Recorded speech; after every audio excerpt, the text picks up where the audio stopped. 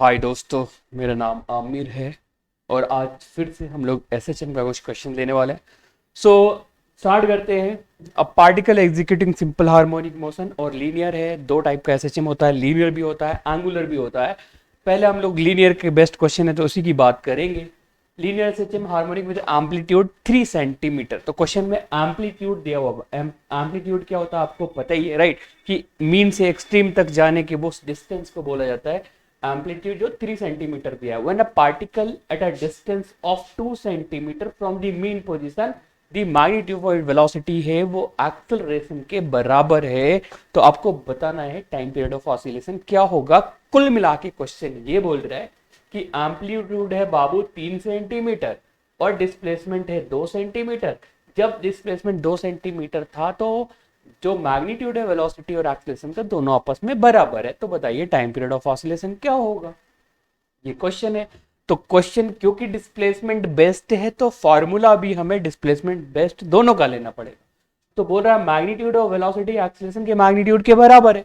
तो वेलोसिटी का जो डिस्प्लेसमेंट का फॉर्मूला होता है राजूज, वो होता है omega under root a square minus x square, और एक्सेलरेशन का होता है ओमेगा स्क्वायर एक्स। यहाँ पे ये कैपिटल है, एम्पलीट्यूड है, ये हमने एक्सेलरेशन लिया हुआ है। जो क्वेश्चन में दिया है कि मैग्नीट्यूड दोनों आपस में बराबर है। अब मैं आगे इसके बस वैल्यू पुट करूं, एक ओमेगा को कैंसिल करता हूं, फिर मेरे को एक ओमेगा जो यहाँ बचेगा उसकी वैल्यू लिख सकता हूं under root a square minus x square by x. A की वैल्यू दी है 3, 3 का स्क्वायर हो जाएगा 9, माइनस एक्स दिया 2 का स्क्वायर 4 डिवाइडेड बाय 2 एक्स 2 है ना, हाँ 2। तो ओमेगा की वैल्यू कितनी है, √5/2। ये ओमेगा की वैल्यू आ गई। अब मेरे को टाइम पीरियड पूछा है तो टाइम पीरियड क्या होता है 2π/ओमेगा, राइट? तो टाइम पीरियड इज 2π/ओमेगा। तो 2π ओमेगा अभी अभी निकाला था बच्चों √5/2, तो 2 चला जाएगा ऊपर, ये हो जाएगा 4π/√5, 4π/√5। This is the answer of the question. कुछ किया हमने, इसके बराबर ये वैल्यू पुट करो, आंसर। क्लास नोट से बाहर हो ही नहीं सकता यार। नीट में क्वेश्चन बहुत हद तक क्लास नोट से होती है, आपको फोकस करना रहता है। आप ये मत सोचो मेरे को एचसी वर्मा लगाना है। अबे पहले बेसिक क्वेश्चन तो करो बच्चों, फिर जो करना करना। क्वेश्चन दूसरा बोल रहा है एक स्प्रिंग है, ऑसिलेट कर रहा है और उसकी फ्रीक्वेंसी 4 हर्ट्ज दी हुई है, ठीक। अब उसमें क्या किया, एक आइडेंटिकल स्प्रिंग ऐसा ही कनेक्ट कर दिया, जैसा स्प्रिंग पहले था वैसा ही एक लाया और सीरीज में कनेक्ट कर दिया। अब बोल रहा है नया फ्रीक्वेंसी बताओ। तो बता देंगे यार, इसमें क्या है। ये भी बच्चों अगर आप बेसिक फंडामेंटल नोट्स के क्वेश्चन पे फोकस करोगे तो ये भी आपको निकल जाएगा। ये एम्स 2016 में आया था, इससे पहले जो अभी हमने किया वो नीट 2017 में आया हुआ था। सो फ्रीक्वेंसी होता है बच्चों 1/2π under root k/n, plus time period का उल्टा होता है। इसकी वैल्यू वो दिया है 4, जहां पे m होता है बच्चे इफेक्टिव मास और k होता है इफेक्टिव कांस्टेंट, स्प्रिंग कांस्टेंट। अब बोल रहा है नया फ्रीक्वेंसी कितना होगा अगर एक और कनेक्ट कर दिया। तो ये भी के जस्ट सीरीज में सेम कनेक्टेड होता है तो के इक्विवेलेंट होता है value divide by number of times.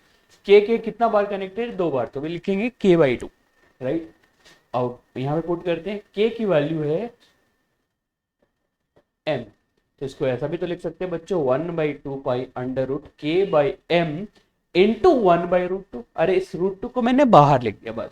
ऐसा करने से फायदा क्या हुआ कि ये जो है ना, इस फॉर्मेट में ऑलरेडी मेरे को 4 हर्ट्ज दिया हुआ है, वो भी क्वेश्चन में दिया हुआ है।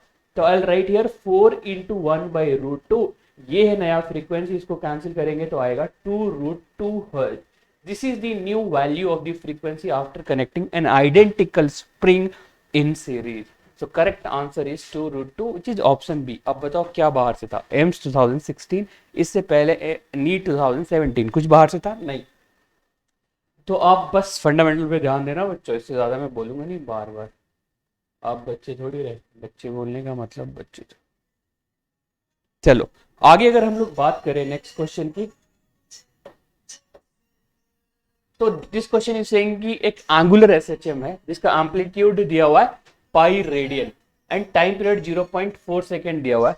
आपको कैलकुलेट करना है angular velocity at angular displacement of π/2 radian. देखो मैंने बोला था लीनियर एसएचएम भी होता है और एंगुलर एसएचएम भी होता है। तो बोल रहा है कि एम्पलीट्यूड जो है ना एंगुलर का वो दिया है पाई रेडियन, और थीटा दिया मतलब एंगुलर डिस्प्लेसमेंट दिया है पाई बाई 2 रेडियन। तो आपको बताना है टाइम पीरियड अगर 0.4 सेकेंड है तो ओमेगा की वैल्यू कितनी होगी। तो पहले मेरे को चेक करना पड़ेगा कि एंगुलर डिस्प्लेसमेंट पाई बाई 2 किस टाइम पे हो रहा, उसी टाइम पे एंगुलर वेलोसिटी निकालेंगे यार, कुछ भी थोड़ी निकाल देंगे। तो निकालो, अपने को पता है लीनियर में होता है y is equal to A sine omega t, ऐसा होता है ना बाबू। तो y डिस्प्लेसमेंट यहाँ हो जाएगा थीटा, ये हो जाएगा थीटा ए, ये हो जाएगा साइन ओमेगा टी। तो थीटा की वैल्यू दी है पाई बाई 2, हमें दिया ना यार, this given pi by 2 is equal to pi sine omega, we can write 2 pi by capital T की वैल्यू कितना लिख सकते हैं बोलो, 0.4 इंटू टी। तो यहाँ से हम पाई से पाई कैंसिल करेंगे, 1/2 की वैल्यू हम लिख सकते हैं sine pi by 6, so we write pi by 6 is equal to 2 pi by 0.4 into t. यहाँ से पाई पाई कैंसिल करो, टी की वैल्यू आ जाएगी, आएगा ना टी की वैल्यू। फिर क्या करेंगे, अगर डिस्प्लेसमेंट को हम एक बार और डिफरेंशिएट कर देंगे तो मेरे को एंगुलर वेलोसिटी मिल जाएगा which is d theta by d t equal to omega is equal to theta A omega cos omega t. अब मेरे को हर किसी चीज की वैल्यू पता है, हम बस वैल्यू रख देंगे, एंगुलर वेलोसिटी निकल के आ जाएगा, बात खत्म, राइट। ये भी बेसिक था, कुछ बड़ा था ही नहीं। आगे मूव करते हैं नेक्स्ट क्वेश्चन की तरफ, and this is last question बच्चों। ओके, ये आया हुआ एम्स 2016 में, ये भी एम्स 2016 में आया हुआ। एम्स 2016 एम्स वाले स्प्रिंग बेस्ड क्वेश्चन ज्यादा दिया करते ऐसे। ऐसा कनेक्टेड है तो कनेक्शन से ही पता चल रहा है ये है पैरेलल कनेक्शन, क्योंकि जितना इसको शिफ्ट करोगे उतना वो शिफ्ट हो जाएगा। तो के इफेक्टिव पैरेलल में सीधा सीधा जोड़ दो K1 प्लस K2। ये तो मैं के इफेक्टिव निकाल लिया, पहले मैं क्वेश्चन पढ़ता हूँ तो ऐसे निकाल दिया मैं कि ऐसा कर सकते हैं, थोड़ा शिफ्ट या when a mass oscillate of spring constant K1 its frequency is 3 Hz. Okay,